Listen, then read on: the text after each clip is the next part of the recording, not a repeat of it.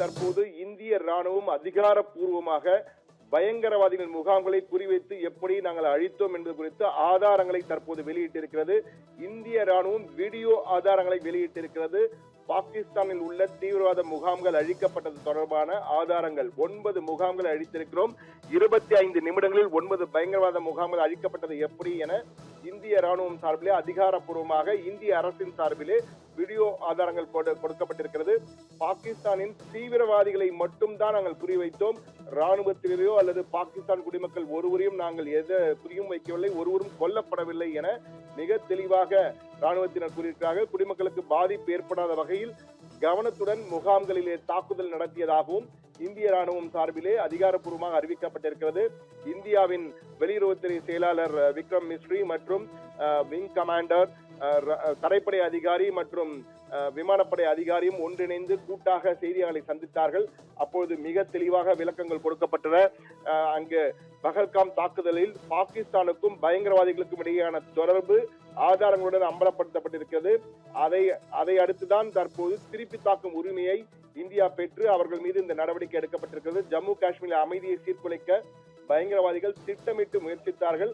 அதற்கு பதிலடி கொடுக்கும் வகையில் தான் தற்போது இந்த நடவடிக்கை எடுக்கப்பட்டது. பாகிஸ்தான் பயங்கரவாதிகளின் புகலிடமாக சரணாலயமாக திகழ்கிறது என்றும் குற்றச்சாட்டு வைக்கப்பட்டது. அது மட்டுமல்ல, அதற்கு ஆதாரங்களும் கொடுக்கப்பட்டது. கிட்டத்தட்ட 21 முகாம்கள், தீவிரவாத முகாம்கள் அங்கு செயல்பட்டு வருவதாகவும் அந்த 21 முகாம்கள் பெயர்களை எல்லாம் மிக தெளிவாக கொடுத்து எந்தெந்த முகாம்களில் தாக்குதல் நடத்தினோம் என்பதையும் மிக தெளிவாக இந்திய அரசின் சார்பில் நடைபெற்ற அந்த செய்தியாளர் சந்திப்பின் போது விளக்கப்பட்டது. நீங்கள் பார்க்கலாம், அந்த முகாம்கள் 21 முகாம்களின் பெயர்களை கொடுத்திருக்கிறார்கள். இந்த 21 முகாம்களும் தற்போது தீவிரமாக பாகிஸ்தானிலே மற்றும் பாகிஸ்தான் ஆக்குபைட் காஷ்மீர் என்று அழைக்கப்பட்ட ஆக்கிரமிப்பு காஷ்மீரிலும் இயங்கி வருவதாகவும் அதிலே 9 தீவிரவாத முகாம்கள் மீது நாங்கள் தாக்குதல் நடத்தியிருக்கிறோம், அந்த முகாம்களை அழித்திருக்கிறோம் என்ற வகையில் கூறியிருக்கிறார்கள்.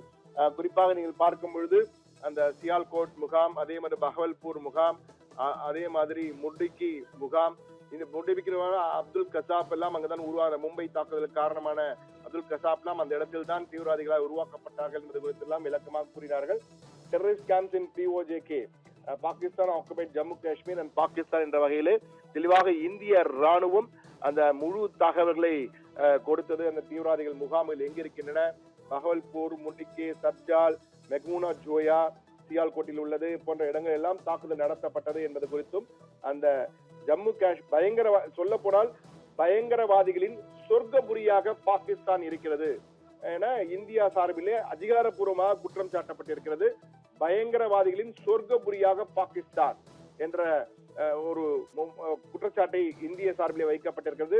பாகிஸ்தான் உள்ள தீவிரவாத முகாம்கள் குறித்தும் இந்த 15 நாள் கழித்து இந்த தாக்குதல் நடத்தப்பட்ட ஏனென்றால் உளவுத்துறையின் மூலமாக முழு தகவல்கள் திரட்டப்பட்டு அவர்கள் எங்கு இருக்கிறார் என்பது முழுமையாக அறியப்பட்டு பஹல்காம் தாக்குதல் பின்னணியிலே பாகிஸ்தான் இருப்பது உறுதி செய்யப்பட்ட பிறகுதான் இந்த ஆபரேஷன் சிந்தூர் மூலமாக பதிலடி கொடுக்கப்பட்டது.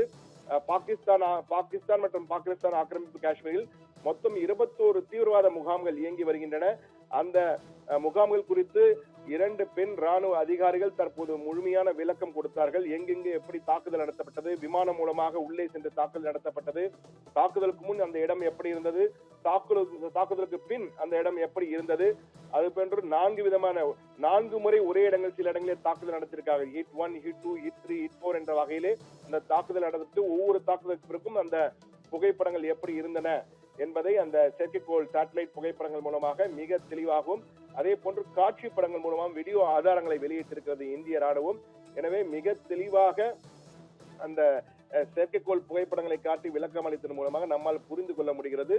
தெளிவாக அந்த நடவடிக்கை எடுக்கப்பட்டிருக்கு என்பதை நம்மால் உணர்ந்து கொள்ள முடிந்தது.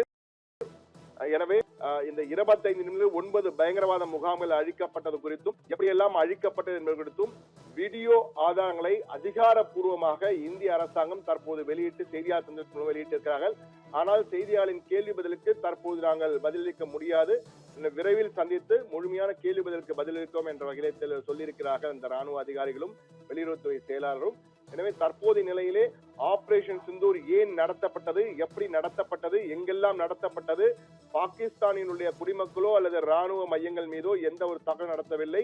தீவிரவாத முகாம்களை திட்டமிட்டு அவர்களை அழிக்க வேண்டும் என்ற எண்ணத்தில் தான் இந்த தாக்குதல் நடத்தப்பட்டது ஆபரேஷன் சிந்தூர் என்பதை மிக தெளிவாக விளக்கி இருக்கிறார்கள் நேயர்களே.